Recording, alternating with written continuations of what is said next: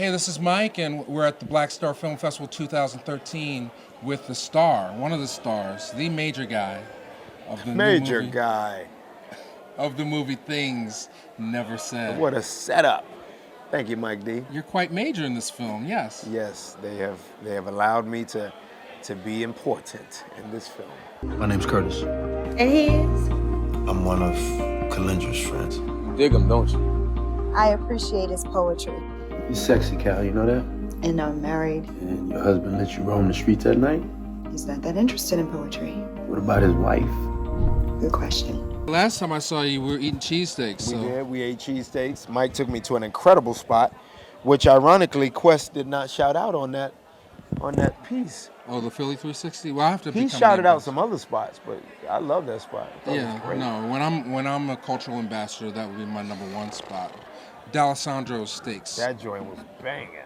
Anyway, tell us about the movie. So Things Never Said. As Steve LeBroy, one of our execs, spoke about, done for a very minimal budget. As you can see by my character's very small bed. Done with a very minimal budget. And it's a great piece, man. Charles Murray wrote and directed it. It's about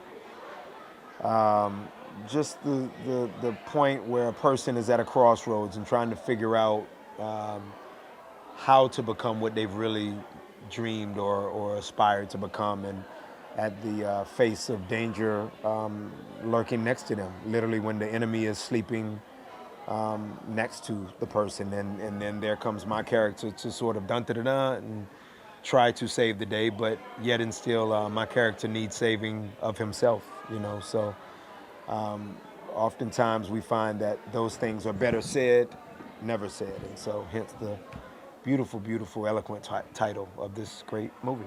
Right, and it's set in the spoken word scene. Yep, poets. We are both poets in the movie. And you do your own poetry? I am a poet in real life as well. Okay. Mike Dennis knows the answer to many of these questions, so for you guys, he is setting up perfectly the lob and asking me to dunk it home. Yes, Omari Hardwick is a poet, and in this film, Curtis Jackson, not known as 50 Cent, but yes, his name is Curtis Jackson. He is a poet as well. Right, and we had a chance to see it tonight. Now, what interested me was the sexual politics in this is a little different. You're kind of, it's reversed slightly. Can you talk about a little bit about that? Yeah, that's a great point. In terms of her making me the meat, or is that what you meant? Yeah, well, I mean, you're kind of vulnerable. You're very sensitive. Like, you're the one. Yeah, man. Versus other characters, or usually the woman is that what you're saying? Usually the woman is the one chasing the man who has the husband, or the man who has the wife. That is a really, really good point. The sexual politics is a good way to put it. They are quite reversed in this, and I thought that's something that, and I don't even know if that was true to the story written by Charles Murray. The story written by Charles Murray is loosely based on the life of his mother and things that she went through. There was some parts to it that involved the sexual politics, as you coined, being reversed as it pertained to her life, but not as full on as we see in this. And so I thought it was really cool. It was a great twist, and then allowed for folks to see a character played by me specifically, but more in general, a character being a male figure who is vulnerable, who is begging for, this woman to love him, pleading. You see the character says at the end, for those of you who will see it, there's a statement that my character makes at the end where usually you're right, a woman would be definitely, looking a man in his eyes and saying, do not hurt me, because I can't, deal with any more hurt. And this time, of course, in those words, but not specifically, but in those words, you see me telling her, don't hurt me, right, because I can't take much more hurt. Right, and you're pursuing the relationship even though you know that she's taken. Yeah, and there's a moment where the character says, oh, you really are married. I thought you were, blowing smoke up my behind or whatever. But I believe, and the way I played the character was that he knew she was married from the gate, obviously, and I'm sure you read it as such. But I think it didn't matter to him. He decided that marriage is because he had been in a situation, he's a father, he had been in a situation with a woman, it didn't work out, and he tried to be as respectful as possible to that woman moving on. But something happened and it, got him in trouble. But I think in his mind, Curtis has decided with Kalindra's character that marriage is only as good as the commitment that you're displaying to the world.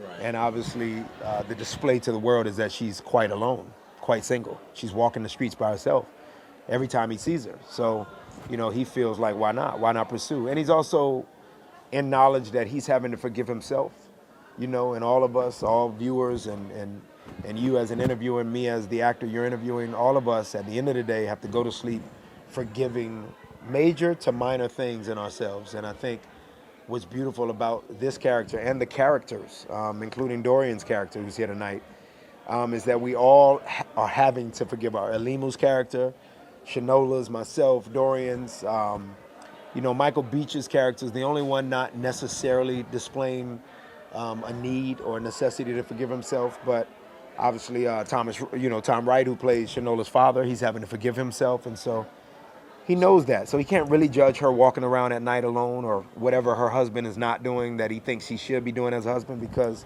he looks in the mirror at night and he knows that he's kind of messed up as well. So. Right. I mean, it's a great movie, really well-written script. I mean, it has all Great the elements of like a romance novel. That's like true, the ladies man. are going to love it. But, I mean, ladies as a are guy, I mean, really, the ladies Yeah. are going to love it. 'Cause Yeah. I mean, they It's got a could've- lady, it's got a mahogany lady sings the blues type of feel to it, doesn't it? I think. Absolutely. Yeah. Absolutely. And the Shout out to poetry, I Billy B mean, and even Diana. it took me back all the way to Love Jones. I was hoping, I was snapping at the poems. I'm a very, very good friend of Lorenz Tate, such a dear friend of mine, and he would be quite complimented, as well as Nia Long and Elisa Carson, who was in that movie as well. Just a great cast and a great movie. And so that movie, of course, the director was incredible and sort of new to the scene. And so that movie will stand the test of time. And hopefully Charles Murray, who's new to the scene as a director as well, at least for feature films, he's a writer. This will stand the test of time as well. Well, we want everybody to go see it wherever it plays, whatever screen. Please go see opportunity, but you got to see it. Pay some money to see it. Don't be it. Yeah, waiting man, for don't bootleg it. Don't Yeah, wait. Don't hit see me up. Don't hit me up on Twitter asking for it. Things Never Said, incredible cast. August 3rd, 2013, we screen right here at BlackStar Film Festival, 2nd annual, Philadelphia. Shout outs to Philadelphia. Thank you for what you did for me hosting Middle of Nowhere a year ago, what you were doing for this, and just what you're doing for me as an artist and as a man. I really appreciate the city of Philadelphia and all of the fans in every city out there. What do you say I give you a reason to rethink the distance? And how would you do that? I don't know, maybe a poem or something. You're a poet who goes to slams, but you won't get on stage? Scared. I mean, don't get me wrong. Those got talent. You're killing me here. Come on, man. You throw me under the bus. Shut up. Shut up. Yeah, shut up. I got years on you. Don't disrespect me.